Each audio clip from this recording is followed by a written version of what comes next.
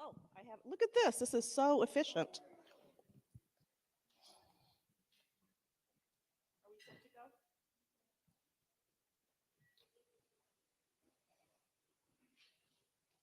Just give me the thumbs up.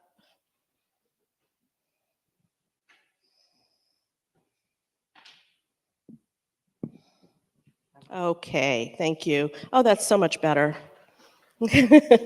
Yay. So again, welcome, and especially to welcome to all the people who are watching us on Zoom as well, who might have missed what I said at the very beginning. Thank you all for joining us today. My name is Premilla Nadasen, and I'm the co-director of the Barnard Center for Research on Women, and also very special welcome to my co-director, Janet Jacobson, who is an amazing partner and collaborator with BCRW.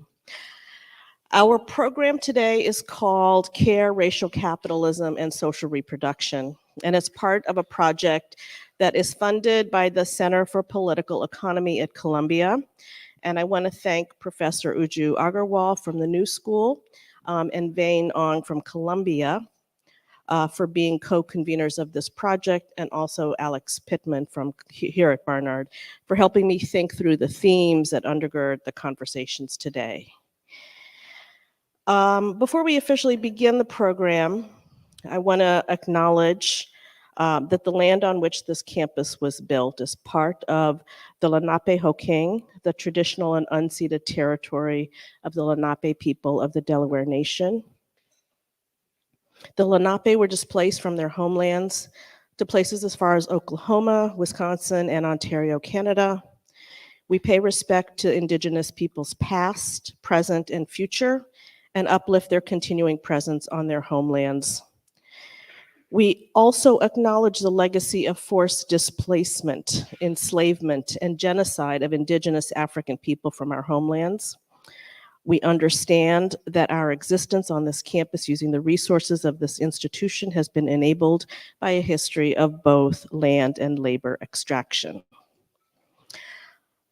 I also have some important thanks to the staff here at BCRW for making really everything possible. The chairs you're sitting in, the food that you'll be eating at lunch, for helping arrange our guests arriving, and all the video and tech. So very, very deep gratitude to Hope Dector, Sandra Moyana Ariza, Olivia Cummings, Pam Phillips, Sophie Kreetzberg, Kelsey Kitsky, as well as our RAs, Sophia Bartley, Ramya Arumili, Ash Lewis, Kristen Santorin, Sabrina Bond, Miriam Osman, and student volunteers, Sumya Kamada, and Isabel Ringswald Egan. Thank you all so much. And our ASL interpreters, Kathleen Taylor and Christine Quinton CQ from Body Language Productions. Also very special thanks to Matt Harvey and Susan Buffy for their video assistance.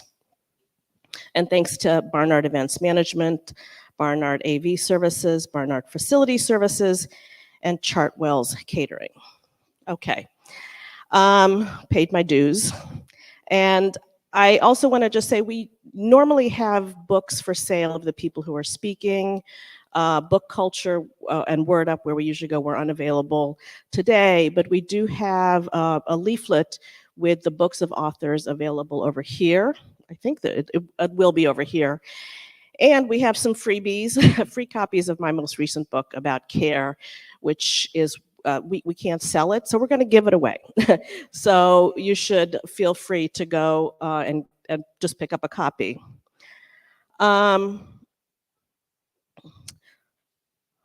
So care, we're here to talk about care. Care is crucial for human survival. We are all social beings embedded in social relationships, in care relationships.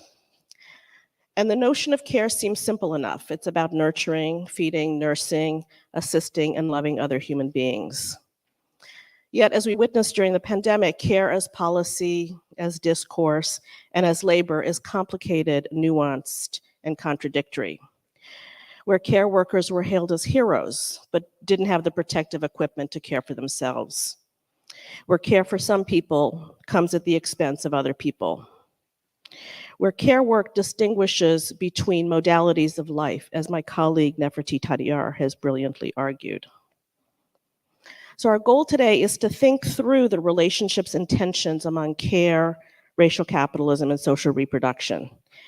How care and care work have been situated within capitalism, have functioned historically in enslaved communities. How a disability justice framework can help us rethink care, and how care can be a site of resistance and organizing. And this is evident on this campus right now, where a language of care and presumptions of care for some people is being deployed to suppress, silence, discipline, and contain other people. Our office, the office on this campus that is responsible for security is called the CARES office. I kid you not. For Barnard, care is tied to security and safety, surveillance and discipline. It's in the name of protecting some students, but in reality about protecting the donations and endowment of the college.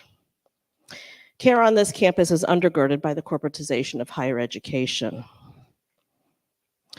So the power, I think, of a lens of racial capitalism can help us think through these complexities, because care is not just about feeling, it's about power, it's about capitalism, it's about race, and about inequality.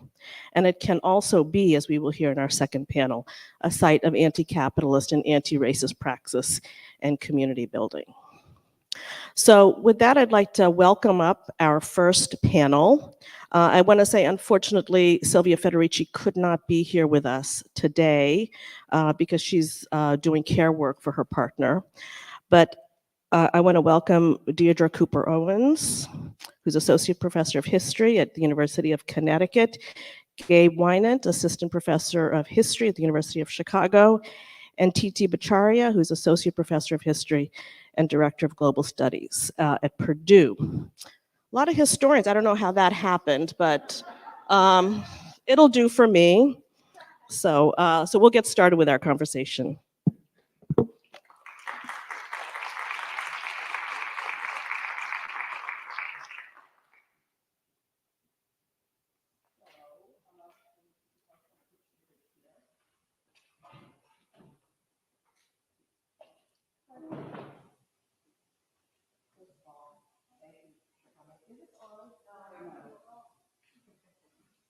Okay, can you hear me? All right.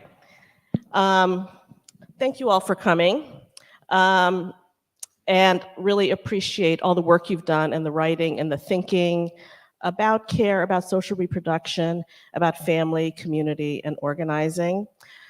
And I'd just love for you to start for a few minutes, 4 or 5 minutes, about your investments in this topic, like what brings you to think about and these broad questions of care and social reproduction, race and capitalism. And it doesn't matter, however.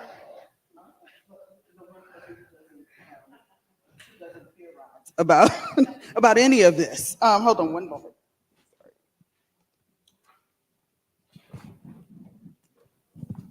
So I'm Deirdre Cooper Owens. Thank you, Premilla, for inviting me, for those who helped to organize. Hello to my panelists who I do not know, but I'm happy to be sharing space with you. So I've dedicated my professional life to writing about enslaved women and the politics of reproductive health and medicine and care. I've spent the last, I'm aging myself now, almost 15 years actively doing advocacy work on behalf of reproductive justice. And so that's, I think, taken over a large part of my identity as a scholar. You know, I often have to remind people that I write about dead people who were patients and doctors who lived centuries ago, because that tends to get kind of entangled with the reproductive justice work that I do. But what I'd like to do for the next 4 or 5 minutes is answer a question that Premilla sent to us, and this one I think speaks very specifically to my work. And it's about the ways that the history of slavery, the experiences of Black and Brown women, and the history of racial capitalism alter our understanding of social reproduction. And so for me, it is, I think, jarring the ways that Black women's bodies during the era of slavery that lasted centuries is really not about any kind of theoretical practice or conception, that there was a literal price tag on their heads, and that the institution of colonial slavery that then becomes US slavery was predicated upon the healthy pregnancies and births of their children. Many of you are familiar with the work that Jennifer Morgan has done on Partout Sequitur Ventrum, which was an ancient law applied by British legislators to the colonial governments in various places, essentially saying, in order for us to make more money for this really successful economic labor system that was known as chattel slavery, we have to literally turn our conceptions around gender, and I'm using power with air quotes, but we have to turn it on its head. And so now the birth of children are not tied to their fathers in patriarchal societies, but in enslaved society to their Black mothers, right? And so that's why Thomas Jefferson or Frederick Douglass's father could be powerful white men and their children remain in a life of bondage. So for me, it really is about, what does this price tag mean for Black people then, and Black women in particular, then and now? And so the ways that the kind of linkages that we have, or the retentions that we have from this system plays out in the thing that I know best, which is the Black birthing crisis.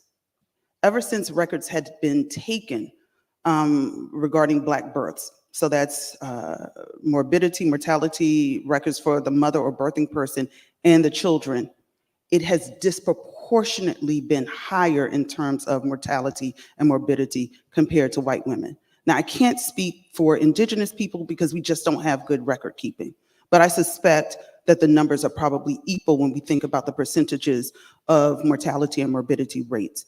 The ways that that gets played out in really interesting intersections is typically racial capitalism, as we know it, is thinking about how racism and capitalism work to subsume and oppress people of certain social class groups. For Black women and birthing people, that doesn't matter. And so what do I mean by that? What it means is when we're thinking about the Black birthing crisis, none of the social determinants of health or those identity markers that mark you as middle class or elite helps you in the birthing process. So that means, for instance, by the statistics left by the CDC, someone like me, a Black woman with a PhD, who's solidly middle class in terms of the salary that I receive, is in fact in more danger of suffering from mortality or morbidity as a pregnant person than a Black person with a high school diploma. And so partnerships don't protect you, where you live doesn't protect you, your economic class doesn't protect you, your education doesn't protect you. And so that is something that's really unique. And it's also, a way that we can see the really pernicious and harmful ways that this anti-Black racism within reproductive medicine plays itself out. The other thing that I'd like for us to maybe talk about too, because I'm really interested in health and equity issues, is also thinking about the ways that Black women in particular have been pathologized when it comes to pregnancy and child rearing, but only within their own communities. I was sharing with the film crew yesterday that Black women for centuries have been seen as competent and capable domestic caregivers for white families and their children. I used to live in Brooklyn not too long ago. And I remember moving here from Mississippi where I taught and telling one of my white friends, my God, there should be no racism in New York because every time I look, there's a Black woman pushing a white baby in a carriage, right? I mean, it was, and I'm from the South. And I was shocked. I was like, what? This is, I mean, it was surprising to me, right? And yet we see all of these racist incidents that continue to happen. And so what I liken this to is the kind of mammy stereotype that emerges out of the era of slavery, but also the ways that that plays itself out when we think about the 1980s, when I was in high school, and the rise of the crack baby, but the crack mother, right? The crack whore who gives rise to a subset of infants who later become super predators, right? Thank you, Hillary Clinton, for that term. But also when you look at the actual data, when you go to the archives and you look at the article, you find that it was a multiracial group that was being investigated. But the only group that was demonized, Black women, right? Who were using drugs and pregnant. And this, you know, and it was always interesting to me because when we had the opioid crisis of the late 20th and 21st century, I remember giving a talk to a number of pediatricians and asking them, had there been a pathological concept that would be attached to white mothers or birthing people around the babies that they were producing? And they were like, no. And so I was like, well, there you go, right? This is a very important way to see how racial capitalism, it has this really pernicious effect. The country is so used to Black women being unable to care for their children competently, it continues to play itself out in the ways that our country has accepted anti-Blackness. I think I'll probably stop here because Premilla has noted she wants this to be an organic conversation. And so I'm really interested to be able to have a conversation with our panelists. That's great. Thank you so much. Really thinking about how we cannot talk about reproduction and social reproduction, which is part of that, it's about raising children as well, without talking about race, right? Fundamental. So Gabe, you want to? Is this on? Yeah, okay. Thank you, Premilla, for organizing us and for everyone whose work went into this. It's really nice to be here and to see you all. And I'm honored to be invited. So my work on care and my interest in care really came out of my own kind of origins and development in and through the labor movement. And I'll just kind of give a couple of points, I guess, about the intersection between questions of care, who has to do it, who's entitled to it, and questions of organized labor, labor markets, and class inequality in the way that it intersects and interacts with race and gender and ability. So today, the category that the census calls healthcare and social assistance is the largest category of employment in the country. It's about 1 in 7 jobs. And in most big cities, it's in the North and Midwest especially, it's more like 1 in 6 or 1 in 5. In the Bronx, which is the topmost county in this category among urban counties, it's about 1 in 4.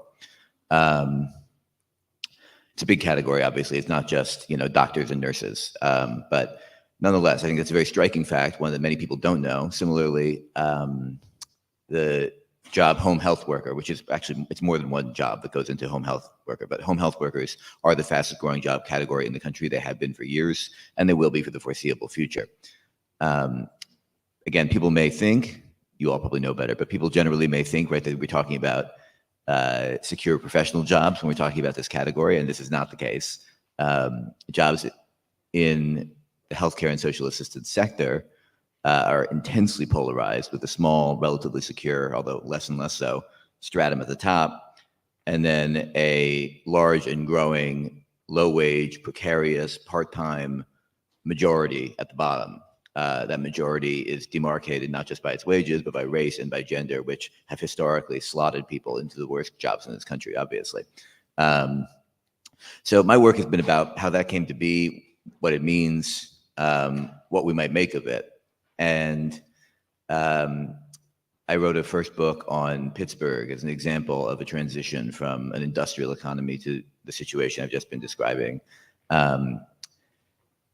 And suffice to say that, just to summarize it quickly, that the social dislocations of an increasingly unequal and in fact sick and debilitated society that have developed over the last 50 years have been dumped onto low-wage care workers to manage. And we've built up the system I began by describing in those, those large numbers of people. We've built that system up and mobilized the most vulnerable people through the labor market in our society to manage, as a kind of collective social shock absorber, the social needs that we have collectively produced by making employment insecure, by making housing insecure, through environmental racism, through through all of the structures of social inequality. And as our society has gotten, and in particular as exploited and racialized people have especially gotten sicker and poorer under worsening economic and social conditions and more punitive social conditions over the last generation, there is a genuine epidemiology that has resulted and has shown up in the form of demand for care that people then have to try to get from the most vulnerable workers in our society. So that's a kind of grim situation, obviously. I do think that in it, there is a kernel still of political possibility that my work is trying to kind of unearth. Because, if you didn't know anything about how our society worked, if you came here from another planet and you heard, well, we used to put more kind of human effort and energy into heaving cargo, extracting and combusting minerals, and now we put more human effort into taking care of the old and the sick and the disabled, you would think, oh, sounds good. You had a good 50 years. I do think that it's important to try to think about the everyday practices of social solidarity that continue to hold our society together in the teeth of conditions that are indifferent at best and hostile more often to people's survival and well-being, and those practices of social solidarity which care workers themselves innovate constantly, right? Just to get through their day, just to try to do the best job that they can, to try to manage the relationships that they're pushed into and that they have to kind of hold together in their communities, in their workplaces. I do think those practices of social solidarity, we shouldn't valorize or mythologize them, but that they're very real, in fact. And in the same moment as our society produces this intense form of exploitation through dumping people onto care workers as their responsibility, it also, I think, gives them a certain kind of collective potential power.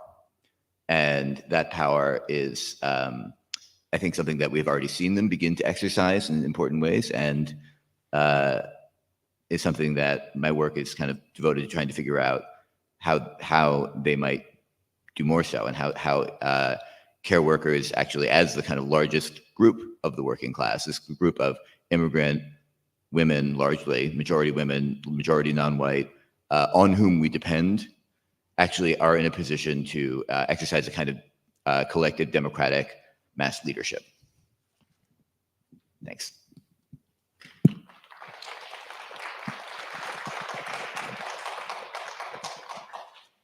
Well, thank you so much, Premilla, for bringing us together and being in conversation. And thank you, all of you, for turning up on a Saturday morning. It's a real honor to be here. And since this is a conversation about care, I want to maybe start or acknowledge by saying that for me, and I can see for many of you, at this current moment, the highest form of care would be to call for a ceasefire in Palestine.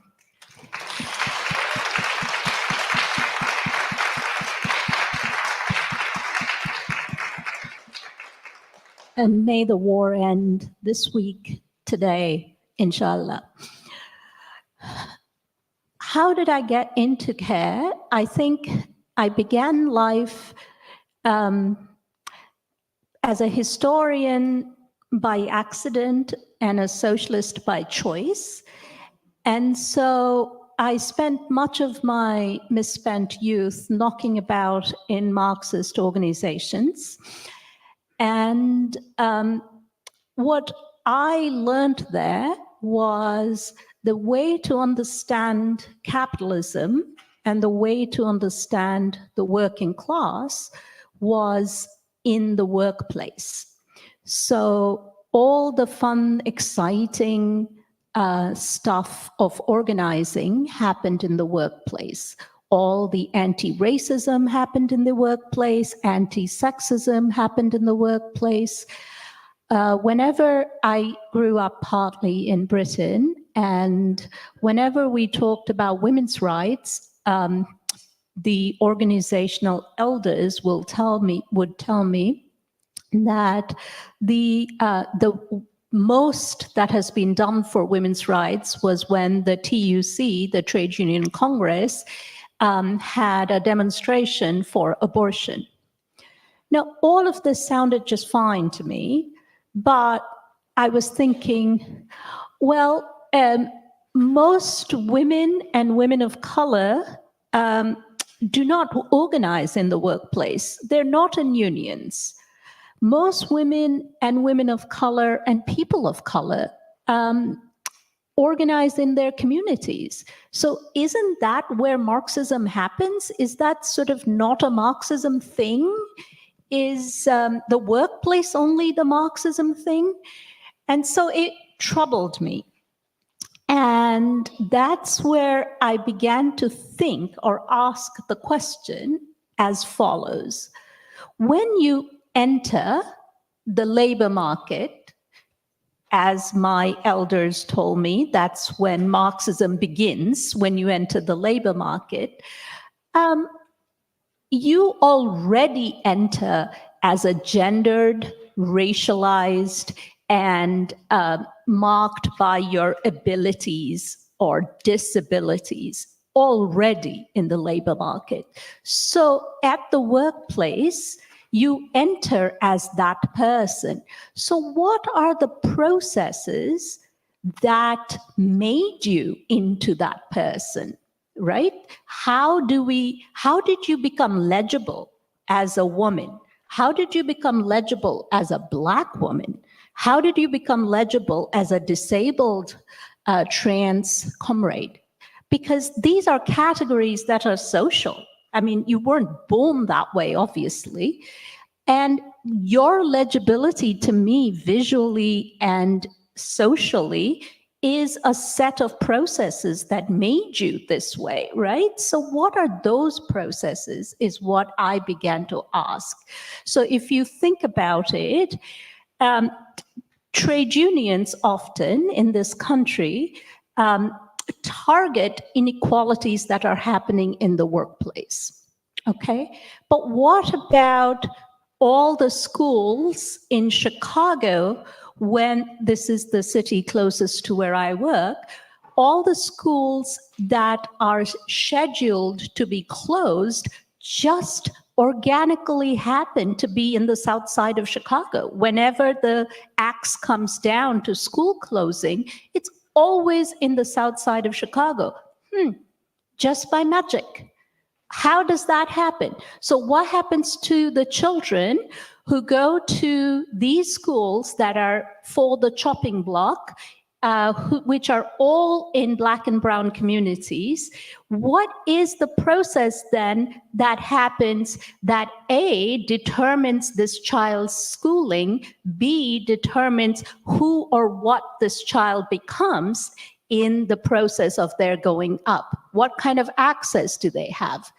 So if, as my elders told me, Marxism begins at the workplace, my Marxism, when I went back and read Marx, really, said, actually, social reproduction begins way before you enter the workplace. So my question was, what happens before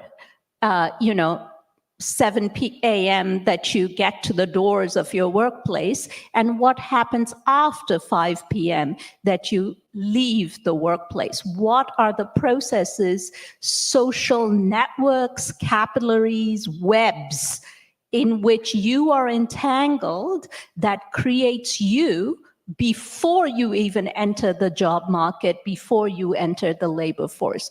What schooling did you have access to? What healthcare, as Deirdre's work so powerfully talks about, what healthcare did your mama have access to? How did that determine who you became, right? So what kind of food access did you have in your neighborhood? Because, you know, as several Black scholars have taught us, there are large areas of food deserts in particularly some kinds of neighborhoods in this country, right? So what kind of food did you have access to? Did you get stopped by the cops on your way to school? Did you get arrested by the cops on your way back from school? Did you encounter violence? All of these outcomes, which I call social reproduction of the human being, then determines who you become and your chances in the workplace, which is way before the workplace. So this is, and this is where I argue in my work that capitalism actually cannot be understood without the tentacles of race, gender, ability, religion that it produces, and then it co-constitutes the subjecthood of all of us. And if you want to talk about a capitalism where we only talk about the value production, then you're not really taking capitalism seriously, nor do you have the resources to fight it effectively. And so it is only in its totality of what it does with not just when you reach the workplace, but before, after that process even begins, that you understand best how to fight this system in its totality. And I'll just end by saying this was if you read, say for instance, early Black writing in this country, or if you read anti-colonial writing from the global South, this understanding of capitalism is very live in that sort of writing. I think the erasure of this understanding of a situated capitalism, a racially enmeshed capitalism, this erasure of this understanding is very targeted, and it has been done very clearly by the other side from the 1960s, I would say, in this country, when there was the last mass upsurge to theorize and to fight the system. I think we're at that moment again of a mass upsurge. You know, I have taken a lot of hope since the 2008, but particularly since 2020, about the mass upsurge that we have seen from BLM, from trans comrades who have taught us how to rethink gender, and now recently for this immense solidarity for Palestine that we're seeing globally.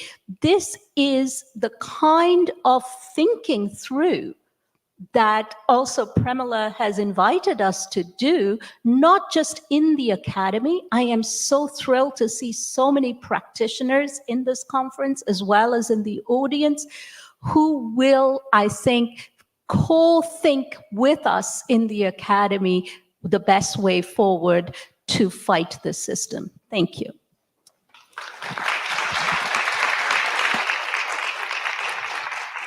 Thank you so much. So you've all touched on this issue a little bit, and that is about the care crisis, about trying to understand this moment, but also putting on our historian's hat here, right? And thinking about, it's almost a given, I think, that we're living in a moment of a care crisis, but I want to problematize that to a certain degree by asking what we mean about the care crisis. Is it new? And I'm thinking about your work, Gabe, on the rise of the care economy and the rise of the service sector, especially in the healthcare industry, but not only, right? And does the rise of that sector signify a kind of care crisis that's being met by capitalism? And this question of the closure of schools, the closure of certain services that you're talking about related to basic needs that people have. And Didi, your points about the struggles that Black women have had to bear their own children, the questions around Black maternal mortality. So how do we understand, if we think about the care crisis and understood broadly, right? How would each of you understand the care crisis, its origins, and how it might or might not be a useful construct for us to think about at this moment as a kind of a new, it's often associated with the pandemic, right? The pandemic created this care crisis. Or neoliberalism. Does it date further back than that? Is it a product of neoliberalism, or is there a longer historical trajectory that we have to look at there?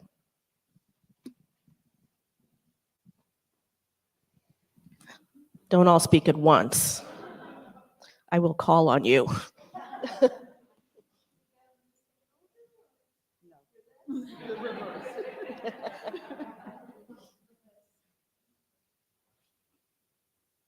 Right. Okay. Thank you, Premilla.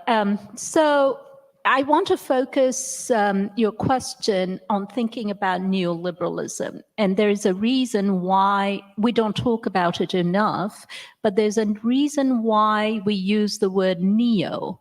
And that's because it mimics some of the forms and political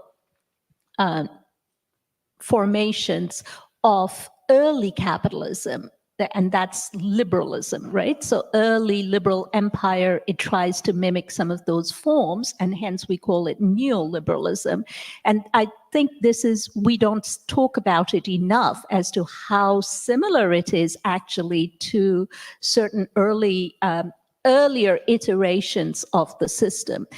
And this particular one that I am very interested in is how capitalism deals with its crisis of profitability, right? So one way for capitalism to deal with the crisis of profitability is to attack social reproduction. That's where we're going to reduce all of our spending and do that in this manner. So that's that's been a key feature of neoliberalism. And let's not forget that neoliberalism was first experimented, like what is neoliberalism was first experimented, unsurprisingly, in Pinochet's Chile.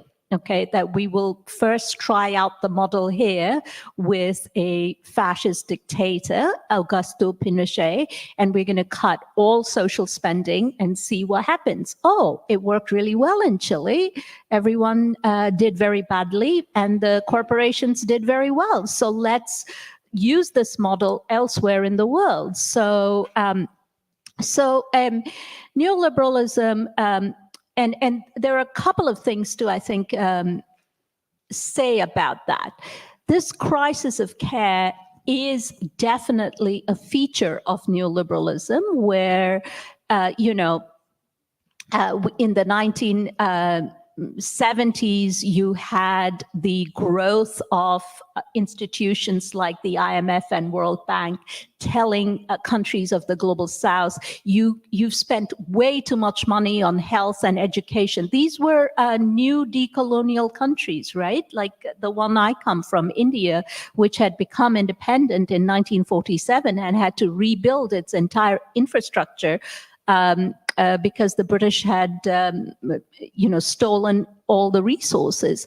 And so in the 1970s, late 70s, early 80s, these new institutions called the IMF and the World Bank said, oh, you've spent way too much money on healthcare and education and all of that. You need to absolutely drastically cut that. And the new ruling classes of the countries of the global south, let's not let them off the hook, said, oh, yes, thank you. Please give us a little more money and we'll cut a little more of that. And so, and in the global north, it came in the form of Thatcher and Reagan in this country. And you know how that worked out in the global north. Let's cut healthcare, let's cut schooling and increase profitability. So this is one, so the attack on social reproduction, that is a feature of neoliberalism, is capital trying to solve its problem of profitability to attack the people who very ironically are the source of profit, but but to denude them of their life forces and life energies in that manner. I will just say this one thing, though, that the post-war, 1945 onwards to the 1970s, the global compact that we talk about, where, we had the Keynesian state and everything, is like a period like no other in capitalism. It is, we should not see that as the norm. It was an exception. Because of various historical factors, which we can get into. But also, let us not have any very rosy image of that period, which undoubtedly had higher wages and so on. But if you think about the kind of work that New Deal did in this country in terms of race and gender, you will, of course, understand that this is not the rosiest period of history either. So this, to me, is what the best capitalism can offer you, which is sort of New Deal capitalism, which did virtually nothing for Black working class folks in this country, or for immigrant folks. That is the highest kind of reward that capitalism can offer you at its height of profitability, which shows you how completely corrupt and absolutely pointless this system is that organizes for profit rather than for life.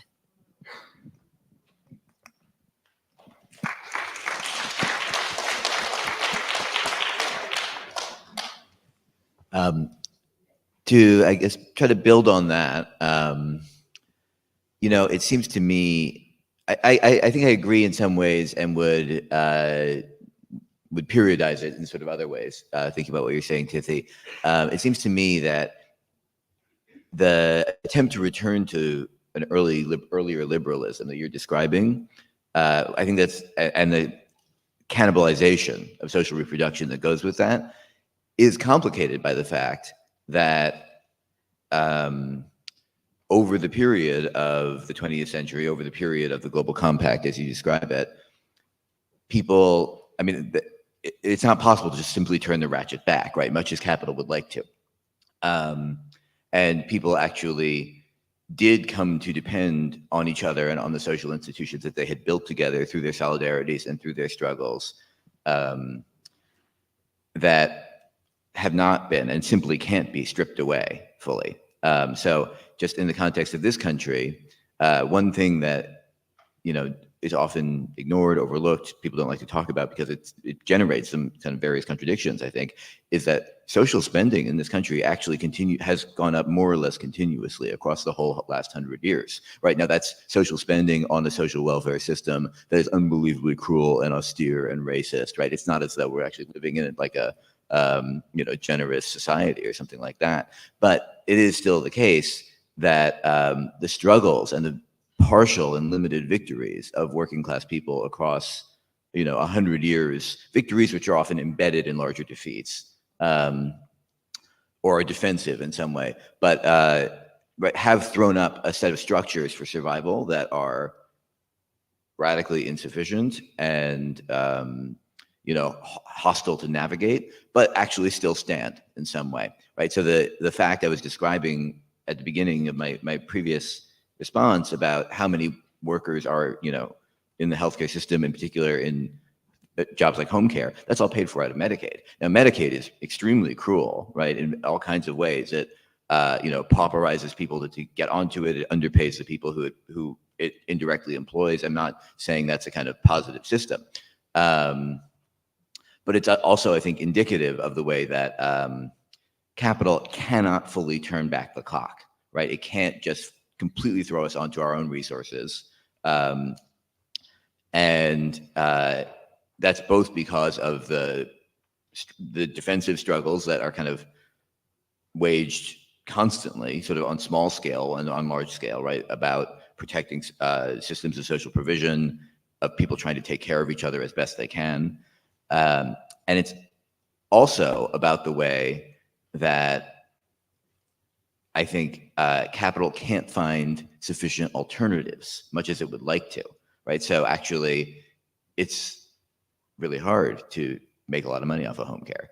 The people who make money off of things like long-term care do so by collecting Medicaid and then cutting as many corners as they can in terms of hiring enough nursing assistants or whatever it might be. And it's only in the presence of public support, actually, that one, the society can even survive, and two, that whoever can make a profit off of it, sort of parasitically is able to do so.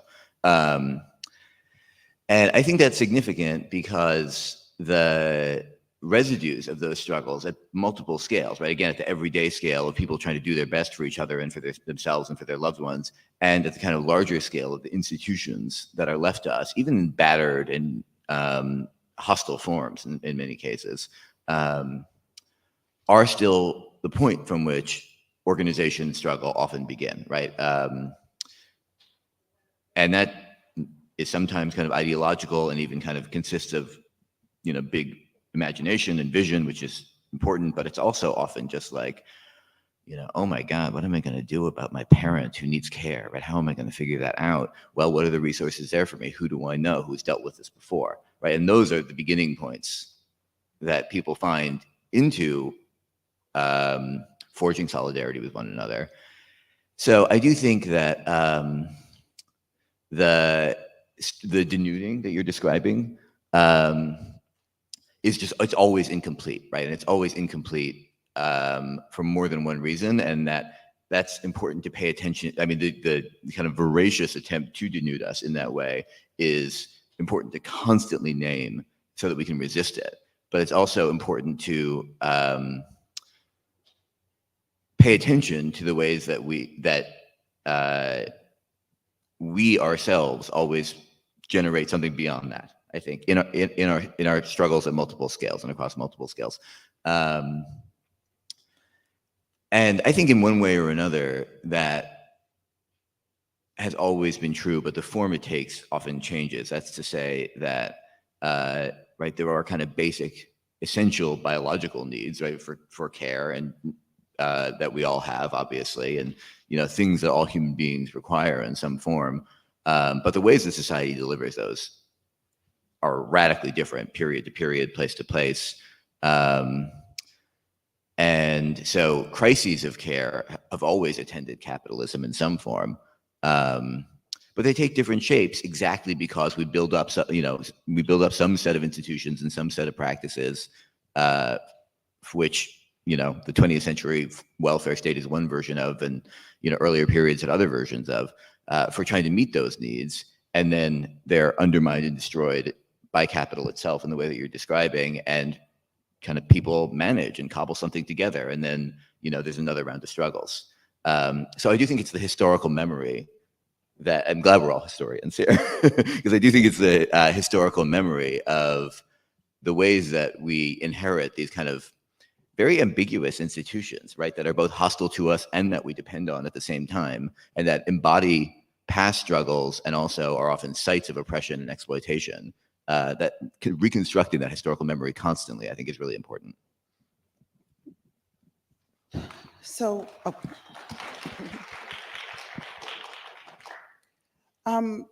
So I've been really thinking about this based on my own scholarship as a historian of slavery, and particularly Black women. And so I'm really thinking about the point of origin regarding the crisis of care. And it can be answered in two ways. So if we think about it from the governing elites, there's never been a crisis of care, right?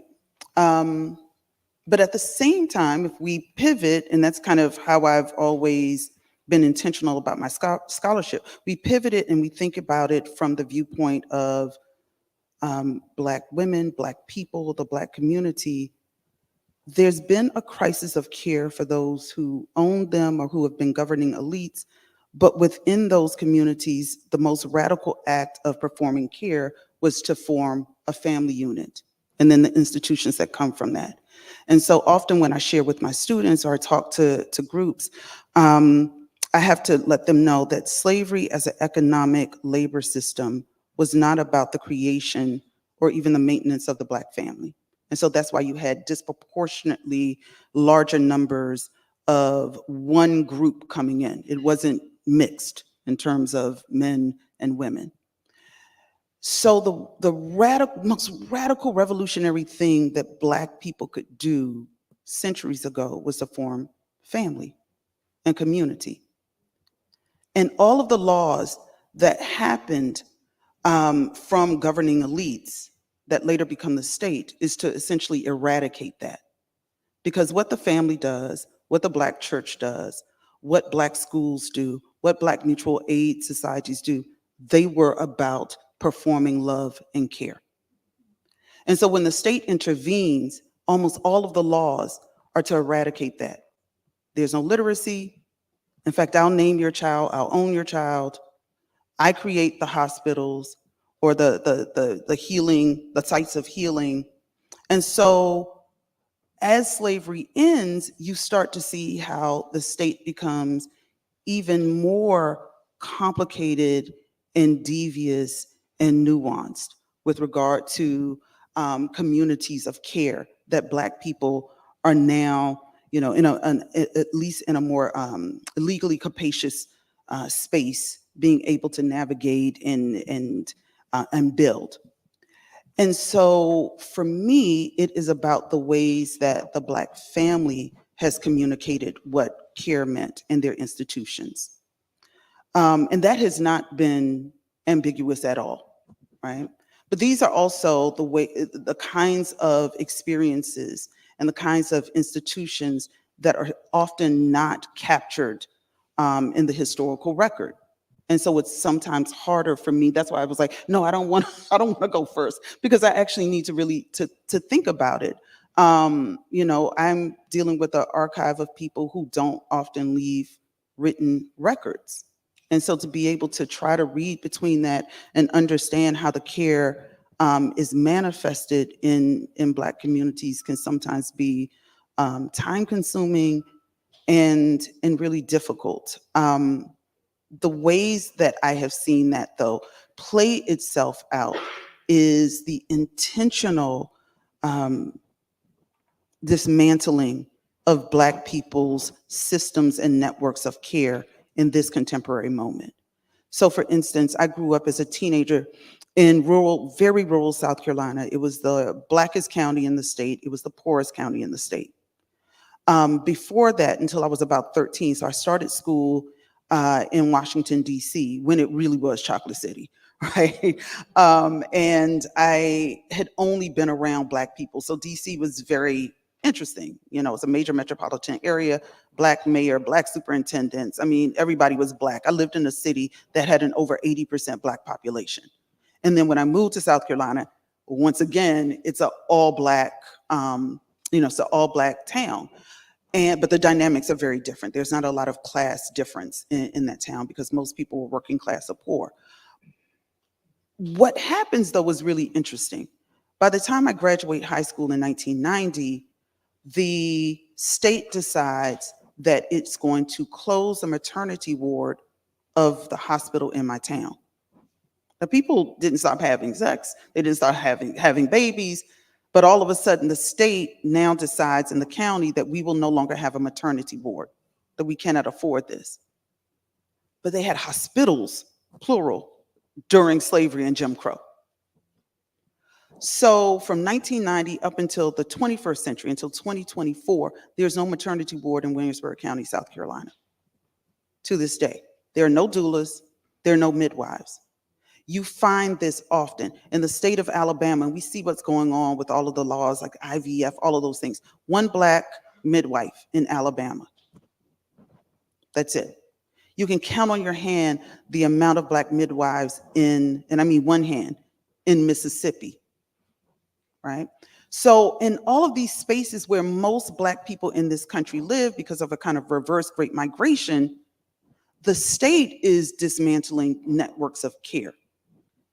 And the Black family and Black institutions, so they be the church or HBCUs or the kind of uprise of mutual aid societies that happened during the height of the COVID pandemic, we are seeing the ways that these institutions are trying their best to break down the kind of reproduction of racial capitalism and social reproduction of these really pernicious ways of labor and exploitation. But it's tough because every time Black people attempt to create a nexus of care and they show examples of how to create the praxis of care, the state is constantly intervening, even as simple as hair care. I remember in DC being a child in the 70s and 80s and Black people just wanting to wear cornrows. And all of a sudden the state says you have to have a license to do something that, you know, is just part and parcel of Black care. And so, you know, it makes real for me, Audre Lorde's, and I'm paraphrasing here when she talked about self-care being political, right? It's always been political. It's never been unclear. And so that's what we're really talking about, right? You know, there's not a Black person I don't know who hasn't dedicated some portion of their life to taking care of others outside of their children. And the books don't capture that. There are no statistics for that, right? So when my mother quit her job as a school teacher to take care of her ailing parents, she wasn't paid. She just had to navigate some way or another to figure it out, right? And the family decides, you know, okay, who's gonna send mother money? I'm the sibling who's the oldest and I don't have children. I've been sending my mother money since I was in grad school. I finished grad school in 2008, right? Those are the things that will never be captured in any of the scholarship that we're doing, right? Because it's not there, it's not on the page. And so is there a crisis of care in that kind of micro example? No, right? The love is there. But at the same time, if we position it from, you know, the point of view of the state or people who are governing and directing, then yes, right? And so it's just, I don't know if I have an answer for that because it's so complex and it's dynamic, it's not static. And yet the roots of it for me is that we have to go back to the very institutions that provided a blueprint for us ancestrally and historically about how to push back and resist and make anew ways to practice what care actually means and looks like.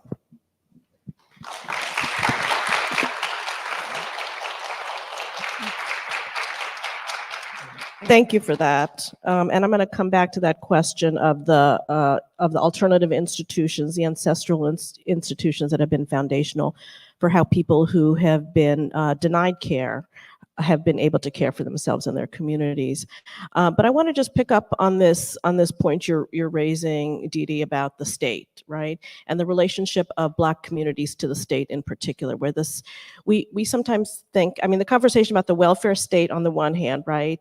And the dismantling of the welfare state and its impact on all communities. And when I say the welfare state, I don't just mean the program of AFDC or TANF or food stamps, right? We can understand the welfare state in terms of the social supports for middle-class families, right?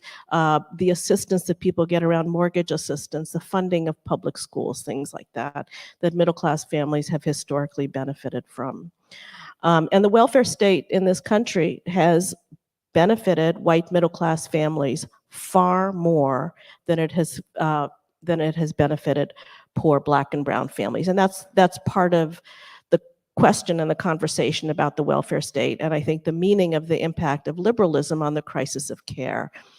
Because I think part of what you're saying, Didi, is that, and you said it actually, it's not what you're trying to say, it's what you said, is that the state, since the era of slavery, has deliberately attempted to eradicate the Black family. And that was a powerful sentence for me, because it helps us imagine and understand the relationship of Black families and Black communities to the state very differently, that has a much longer history.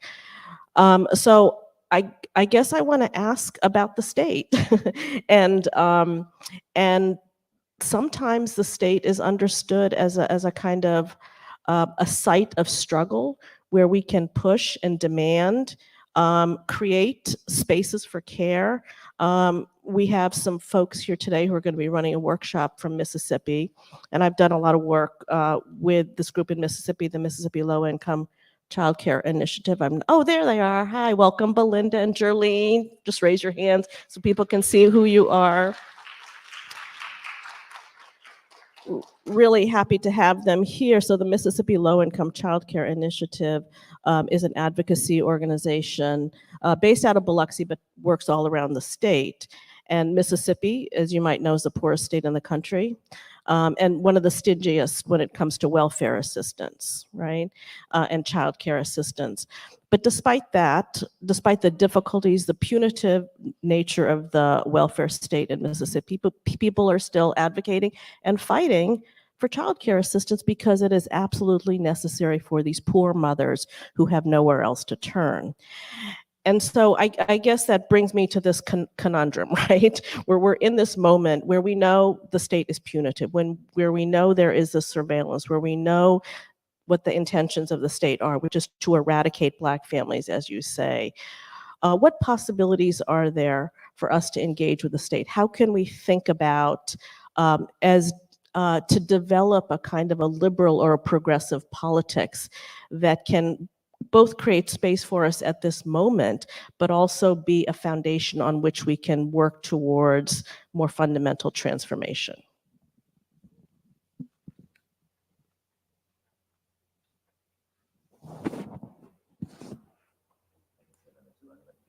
No, I was just going to say, that's a good question. Possibilities to engage with the state. It's yours, Gabriel. I think we're all hesitating for a moment because of the challenge of that, because I think nobody wants to give up on the idea of collective social provisioning, right? That our responsibility to one another and our dependency on one another ought to be larger than something like blood kinship or local community, right? That's never going to be sufficient, even when those are fundamental bases of collective interdependency and of practices of love and care. But that people have a right to expect something of their society, even something that the society has never given them. And right, that paradox that we have a right to expect something that our society has never given, I think is, right, that is the conundrum in some way that you're naming. I think to me, it doesn't make sense to talk about the state and how to relate to the state without saying power in the same sentence. The state does only ever does what it for people what they can make it do, right? And otherwise, it will do things to them, and will often even do both of those at once, even when you can make it do something for you, right? It will set up a school or operate a school in your neighborhood, but then it will also, police your kids in that school, or it will, I've been using the example of Medicaid throughout this discussion. It will, cover you through Medicaid, right? But then it will impose a work requirement on that coverage, and it will, cut your benefits or something. So I think there is, right, even even the state in its kind of, more positive form of the welfare state as opposed to the carceral state or the military state, even the welfare state, right, embodies the repressive and punitive dimensions of the state within itself often. And I think then it becomes a question of what forms of collective power are people able to generate when they make demands on the state, because whatever they get from it, right, is only and ever in response to that. And I think that that's become a hard question, especially I think in the last generation or so, as we have seen incredibly heroic and enduring forms of social struggle, social protest that I think many of us have been part of in different ways, that the state seems disturbingly able to wait out, crush, and sort of see off, right? And the I think idea that I certainly have operated with, that right when you show up in the streets in huge numbers and again,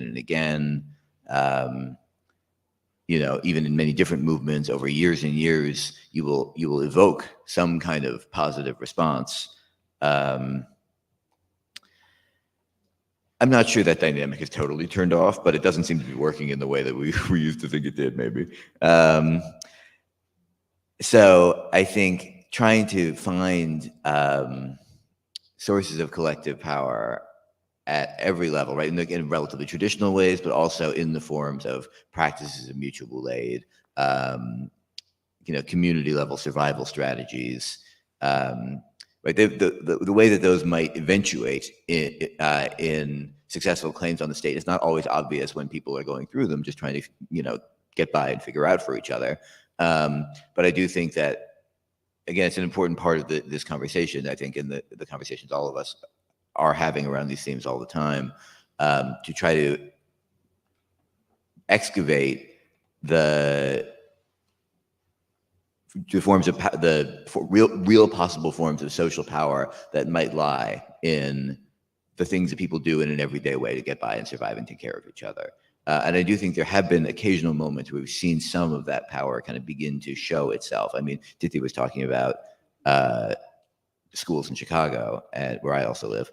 And, this is, I think, been one of the most kind of exciting and, for me, inspiring examples over the past 10 or so years, is seeing teachers in particular kind of step into the lead as a force that can exercise some of that power, exactly because of the quality that was said so annoyingly and cloyingly often during the pandemic, their essential role, right? And I think that it is for me, a kind of one of the clearest instances that we've seen of how people who, spend their days doing their best with not enough resources to hold things together in their communities and are seen as such in their communities, right? Then have been able to demonstrate their irreplaceable quality, their essential quality. So teachers in Chicago, I'm sure everyone knows, have been able to actually fight really impressive and important battles to kind of sustain social investment in the school system, to resist school closing, to make sure that schools have a social worker, a nurse, a librarian. And, that doesn't just come from electing good politicians, although that's sometimes part of it, right? It comes from the fact that people in neighborhoods understand, I depend on this person, right? And that, I think that dependency and the building of a kind of political consciousness around it, for me, is the kind of kernel of thinking about how to try to actually build power to relate to the state in a way that just that's more than just kind of hoping for the best and asking nicely or something like that.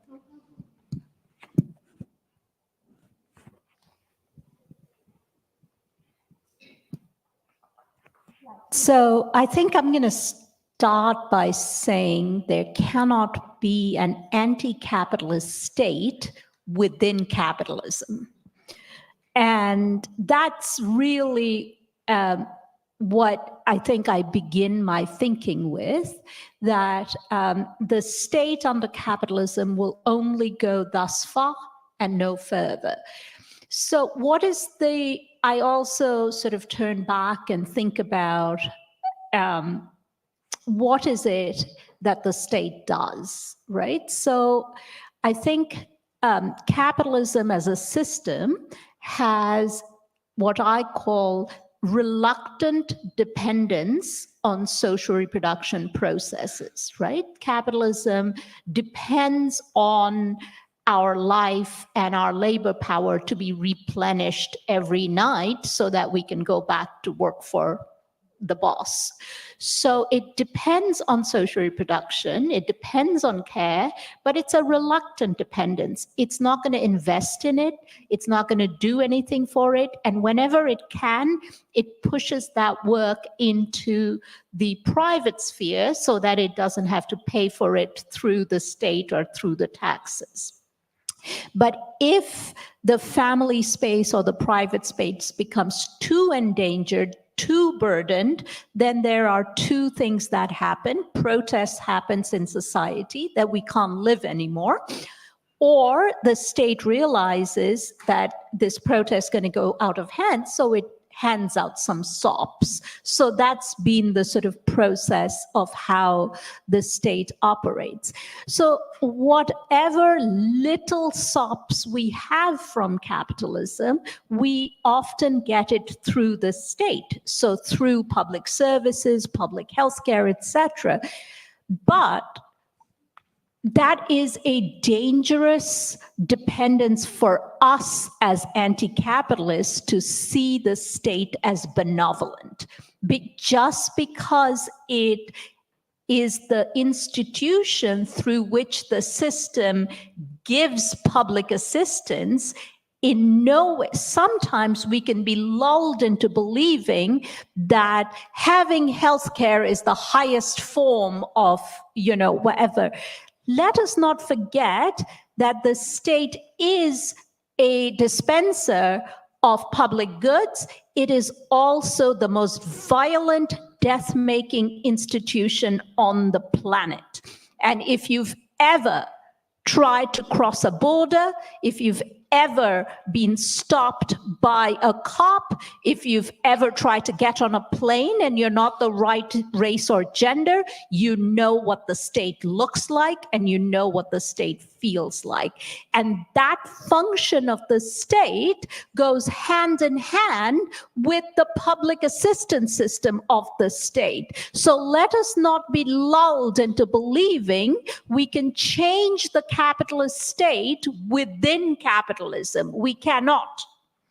The state's primary function is to ensure the capital-labor relationship, and it ensures that through the reproduction of race, gender, ability throughout the social body. That is also the state's function. It gives certain kinds of monies to certain kinds of people in order to ensure that the institution of the state as a whole functions the way it does. The state is not racist. It is supposed to work that way. It reproduces racism. It is part of its job. It is not an anomaly. So I think to expect us that many politicians ask us to, go vote in November. And I say, yes, fine, go vote in November. But unless you're on the street protesting police violence, unless you're on the street protesting the closing of schools, then voting in November means nothing. Absolutely nothing, because it changes out the personnel of the state sometimes, but the personnel of the state owes nothing to you unless you're out on the street saying that you are a violent institution and give us our due. So we cannot depend on the state under capitalism. What we can do is constantly demand of the state what is our due, but in a specific way. We demand so as to extend our political horizons beyond the current form of the state. We go in there defending our local school, but we say that this is the beginning, not the end, because if the school remains open, that's great, but what we want is free education for all. And that is the extent in which we approach the state. We approach the state for minimal gains in order to open up our political horizons to ask for the abolition of the state within the system. Woohoo.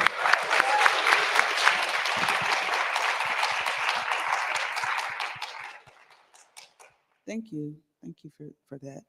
I was thinking about, this possibilities to engage with the state. And as Tithi was saying, you must be out in the streets, right? That is also a condition and a practice that has to happen.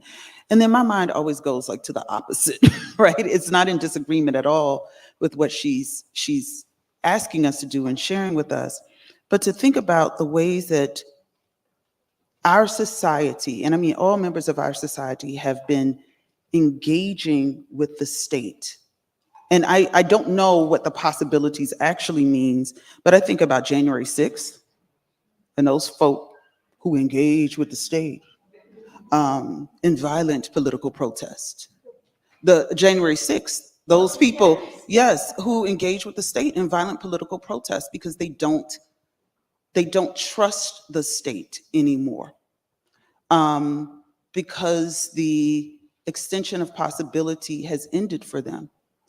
And so because I do, I always say I stay in my lane, because I look at health inequality and disparities, it reminds me of kind of what creates, a January 6th in many ways, right? The distrust, the mistrust of the state, and how the state has failed communities.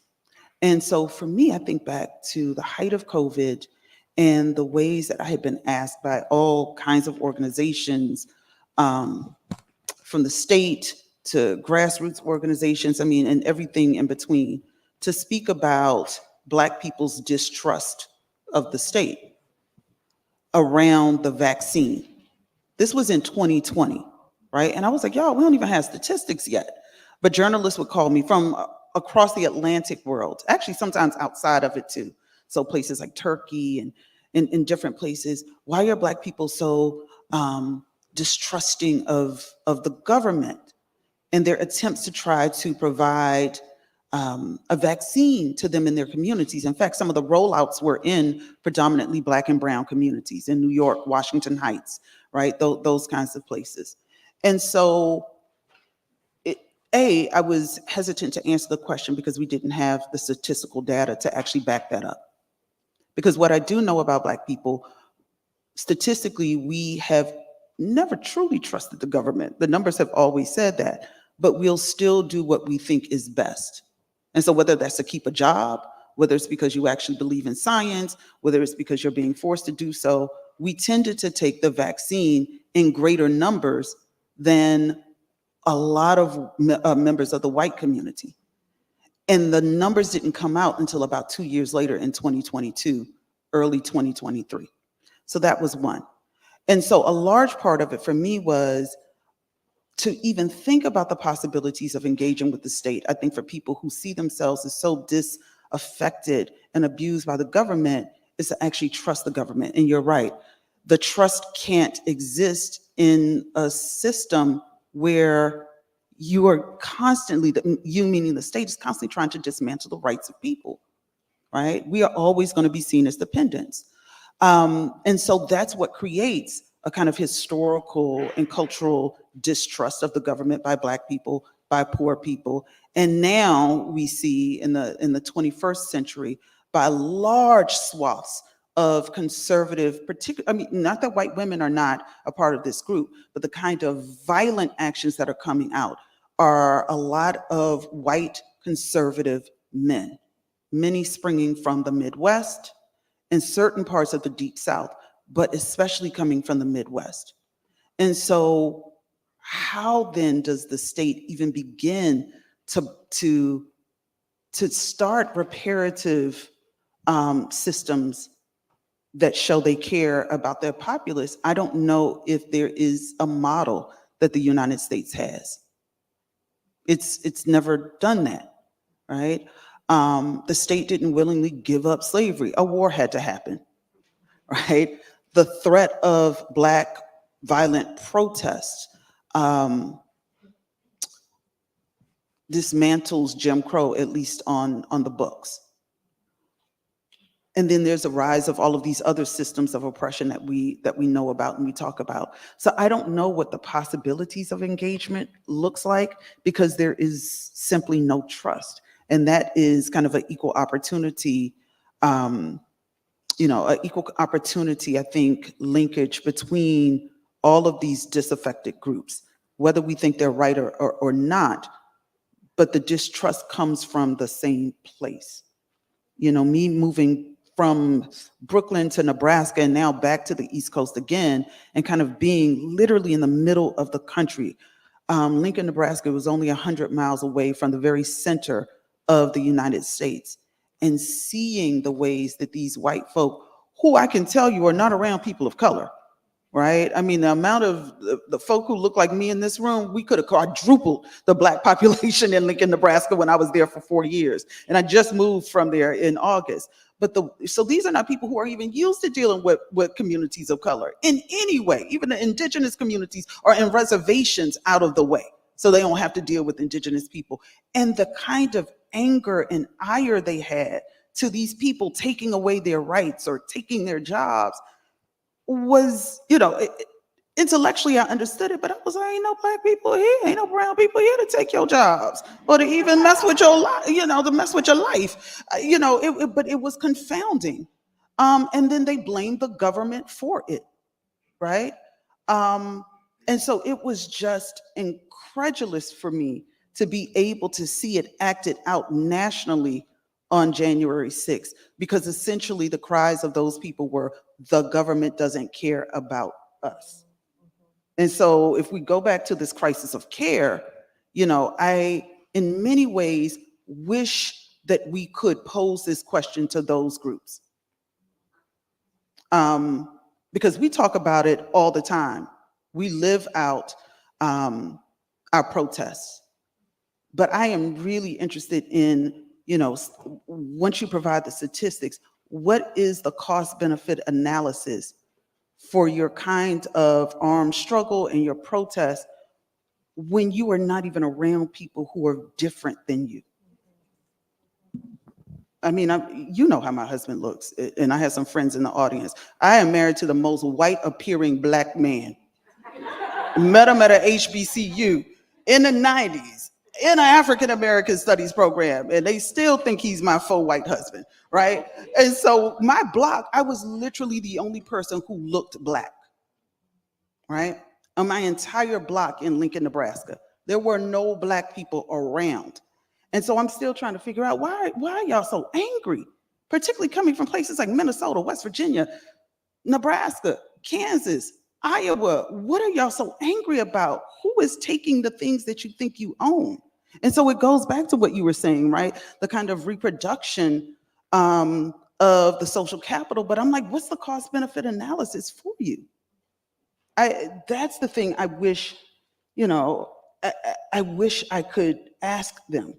And then the other part of it is, as a historian of medicine and someone who looks at racial health disparities, it is playing itself out in a mental health crisis that nobody's talking about. White men are the largest group, and boys, who are committing suicide, who are statistically in terms of the disproportionate percentage of them who are claiming that they are unhappy and depressed. And we see how that is manifesting itself from the red pill ideologies and the podcast and the incel culture. And so when you think, really think about what that crisis of care is looking like within those communities, it is something that is really scary for me. Thank you so much for raising that. If you go to these small towns in upstate New York, you see the same thing, right? These largely white communities, deindustrialized communities that are really in crisis. an opioid crisis, a crisis of houselessness. And so I really appreciate you raising that. I've never been to Nebraska, and now I'm scared. State, it's called the flyover Yeah, state for a I've flown reason. over You're it. not- yeah, I've flown nothing over you're it, never missing. dropped out, but but it does it does raise interesting questions about how the state is understood at this moment, particularly when you have a right-wing insurgency that is criticizing the state as well, but through a different lens. We just have a few minutes left, about 10 minutes left. And I want to go back to something that all of you have raised in one way or another, and that is about sort of possibilities of resistance and organizing outside of the state. And Tithi, you've written a lot about life making, right? Life making, in contradiction to what capital wants and capital needs.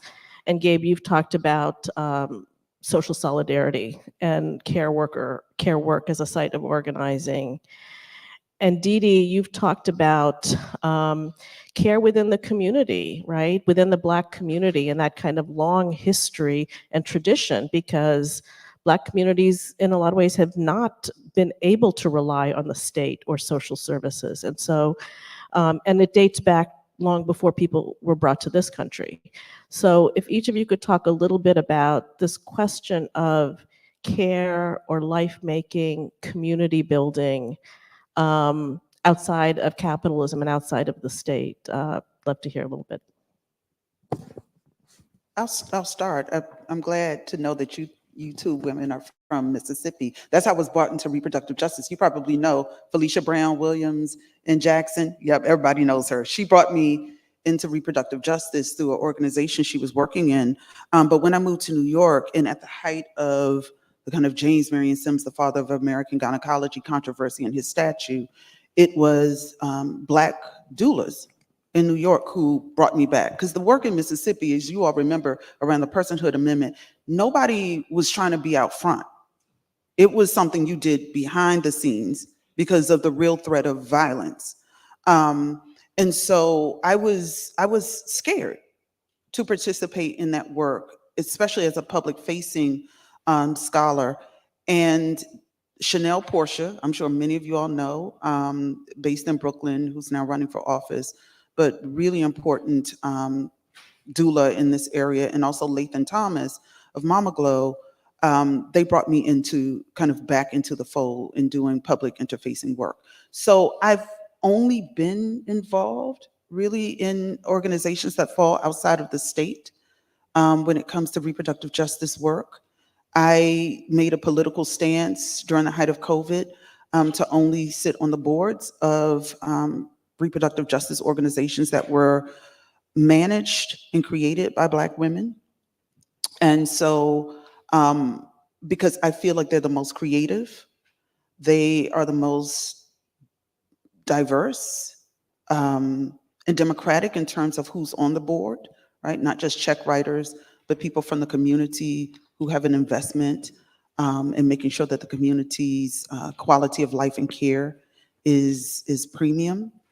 And so for me, I don't know necessarily how to think of myself as working with the state in any sustained way. Have I provided consultation to state actors and agents? I have, around the Black birthing crisis.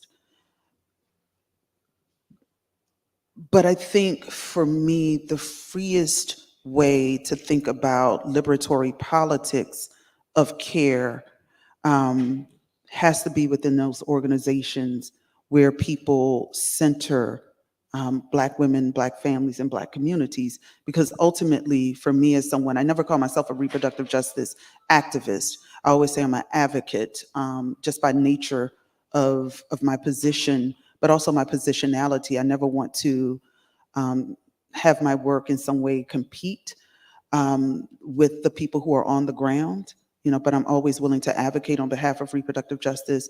I think that they provide the best models because the very foundation of reproductive justice is really about access and the integration of human rights.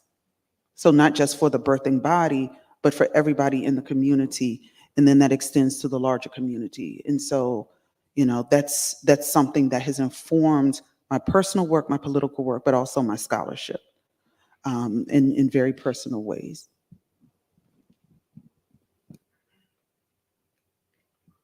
I think we've been talking a lot through this conversation about kind of mutualistic and interdependent forms of resistance, and whether that's at the level of kinship, at the level of local community and neighborhood, and the ways that people find ways to cooperate, find ways to support each other, and how that accumulates into larger structures and patterns of resistance. And I'll just note, I think as we're saying, we've mentioned Black Lives Matter already in this conversation, but the slogan itself is a kind of care slogan when you think about it, right? About the preservation of life. And I think that, so that, I think the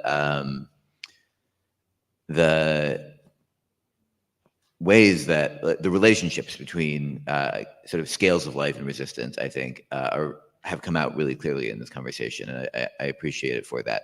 But I want to answer the question by actually talking about the traditional form that Tithi, I think you rightly resisted in your opening story, of trade unionism, because I do think that, while I totally agree with the criticism that you made of like traditional Marxism as you received it or as you heard it in that moment, I also think, and I think that the kind of forms of political practice in the street, in the community, in the family, in all, in mutual aid, in all kinds of social struggles are no less important. I also think it's worth just noting that something has happened in the trade union movement, or several important things have happened in it over the last generation. One, its actual composition has transformed, right? As the formal economy itself has transformed, as capital has tried to commodify care, or to formalize care, right? As that has happened, right, more and more of the work of care is something that happens in people's actual jobs, in addition to in their families, in their communities, in their neighborhoods. It's something that more people actually do to earn the wage that they need to survive. And so I think that has played a really important role in transforming or at least creating the opportunity to transform the image of the worker, the working class, and the workers' movement as a movement of care workers that actually embodies and resonates with the kind of more informal and mutualistic and community-based forms of struggles that we've been talking about. And then the other thing I would say is that one distinctive, and it's a prosaic point, one distinctive quality of care work is that you can offshore it, right? Because it exactly comes from our actual dependence on each other, whether that's routed through mutual aid, through our communities, through the market, through the state, through families, however it's routed, right? Because it is the form of our interdependency. It's something that our society in some way has to find a way to do, or it disintegrates. And, that's sort of happening. It is sort of not doing it and disintegrating as a result, but it's still also kind of doing it. And the result of this is that care workers have moved to the forefront of the formal labor movement.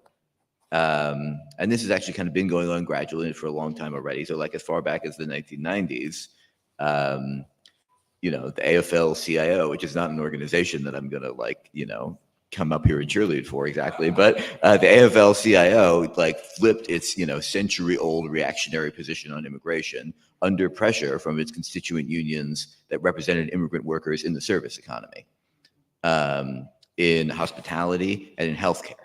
And right, that was now 25 years ago that happened.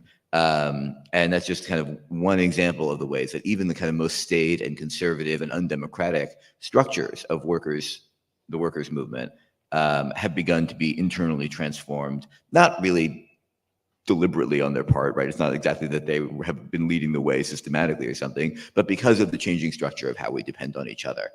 And then in recent years, I think we have all experienced, and I'm sure many of us have participated in, an upsurge in organizing and activity in the labor movement. I mean, as academics, right? This is like actually something that we've been leading the way on, and should be proud of, I think.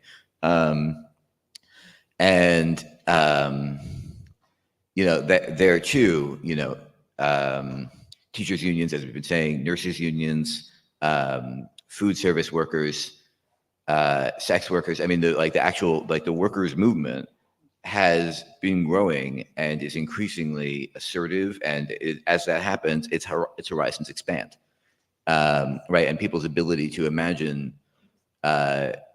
resisting, projecting a better horizon, making demands on and beyond the state grows, because of the forms of power that come through those collectivities. So I don't want to put that out as like in competition with or in replacement of other forms of struggle, as I think the kind of elder Marxists you were talking about in a previous moment would have done.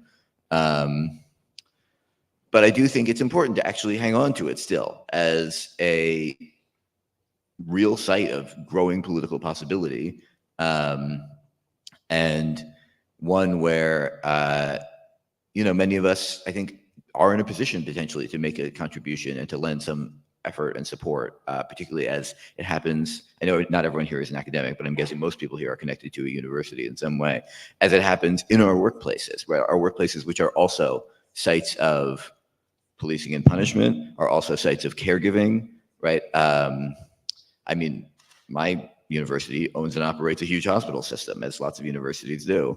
And that hospital system was the site of huge demands and struggles from the South Side of Chicago for a trauma center, because there was no trauma center on the South Side. And that meant that if you got shot and needed trauma care urgently, you had to get taken to the North Side because of the kind of structural racism of the city's healthcare industry.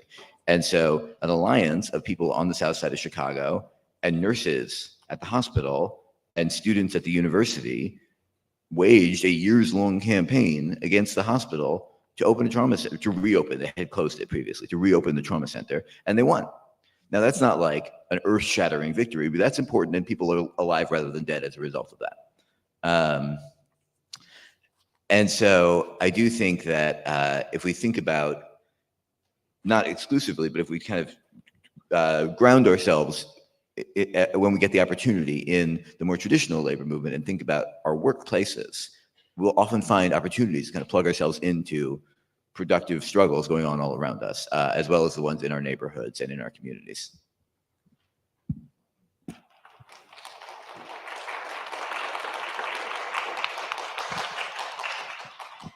Thanks, Gabe. I don't want this audience or anybody to think I'm anti-union.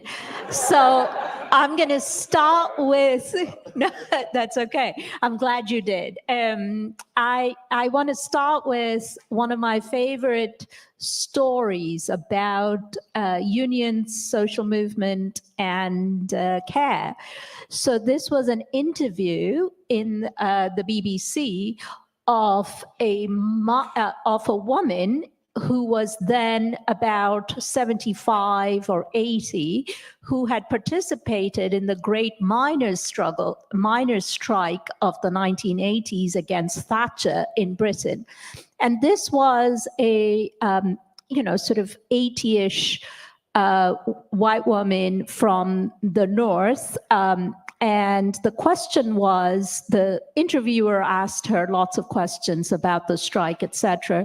And then they said, what was your favorite moment of the strike? And she laughed this toothless grin and said, sex with my husband. And the interviewer said, what? He said, yes, for those 2 or 3 weeks of the strike, we had the best sex possible because we were the happiest at that time, which speaks to me at the moment of the potential of human development during mass struggles, of love and human flourishing that happens during mass struggles, that and where we come into our own as human beings when we fight collectively. That's why I love that story so much, because all of us feel and resonance, those of us who've been part of struggles can feel that opening up within ourselves when we participate in collective struggles. So I absolutely understand that. I want to draw attention perhaps to what I had started with, which was, Premilla, you raised a very important question about historical memory. And I think that's something where we need to think about unions in this context. Places where historical memories were built were union halls often. And these were multiracial crowds in this country as well as elsewhere, where union songs were sung, labor picnics happened. So unions were often part of communities. This strict division between the union movement and the community were not fully accreted in this country as well. But there was, through neoliberalism, a consistent and conscious break up of unions in the global north by Reagan and by Thatcher in an effort to sort of also blunt or erase historical memories. And that is a very important thing. So I will give you an example. Gabe brought up the question of teachers' strikes. When the West Virginia teachers first went on strike in 2018, I jumped in my car and just drove to West Virginia to just be there in the rotunda of the State Hall and talk to teachers. I've written about the strikes.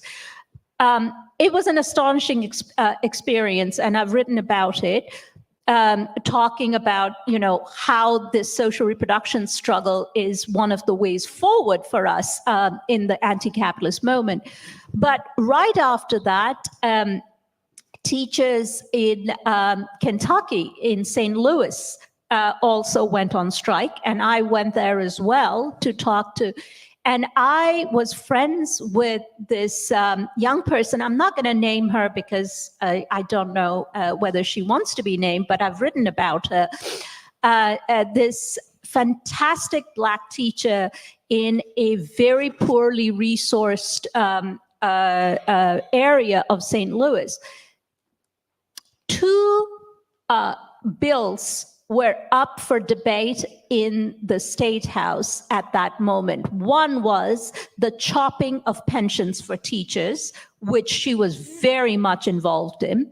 The other was a criminal bill because St. Louis elders felt that there was a lot of criminals growing up in neighborhoods. You know what that is coded language for, right?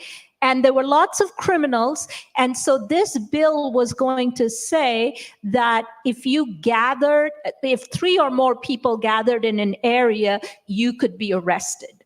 Okay, so again, you know what that's code for. So my friend said to her union that we have to protest these bills together because that they are connected struggles, because these communities that are being targeted by the criminal bill, these are the boys and girls who come to our schools. These are the communities from which teachers come. So we cannot protest the pension bill and not protest the criminal bill, right? The union said no. That divides the union, so we cannot do that. So this is a BLM issue. We cannot have this in the union movement. This is the struggle for us to change the labor movement that I am talking about. Now, before we go away from this, I want to draw back to Chicago and talk about a union movement there. The Chicago Teachers Union was taken over by these complete radicals and deviants in the early part of the 2000s, okay? And what they said was this: The union movement is not separate from community struggles. So if you close down a school in the South Side, the union is going to bring its banner and protest the school, just like it is going to protest the police killing in the South Side, because we're not just about teachers and schools, we are about the upliftment of this community. So the CTU banner went when a school closed, when a hospital closed, and when a Black man was shot dead. Every single time the CTU brought its banner. And when the Chicago Teachers Union went on strike for a historic first time in the city of Chicago, the whole city of the South Side came out in support of the union. I walked on that march, the first march that they had. The entire South Side of Chicago, windows were open, and red flags were thrown out of that in support of the teachers. That's the kind of social justice that we are talking about, that the labor movement needs to take up, and that is the way forward for the next round of anti-capitalist struggles. Thank you. Absolutely. Thank you. Such an important point, thinking about the connections between labor in the workplace and labor in the home, the community struggle and the labor struggles. Thank you so much for that. Thanks to all of you for a wonderful conversation. Very much appreciate you and the work you're doing. I have more work that I've been given. I'm going to tell you about, first of all, the good news is there's lunch outside on the table, box lunches. We have breakout sessions. We have one on social work as a site of care or carcerality. With the Network to Advance Abolitionist Social Work. That's in room LL 103, just out the door to the right. Another one on Mississippi and child care, and that is in LL 104. And then the third is harm reduction initiatives and how they transform the politics of care. That is in LL 002. And we also have a quiet space for those of you who just want a little bit of time out for yourself. It's LL 001. So we'll see you back here at 1 o'clock.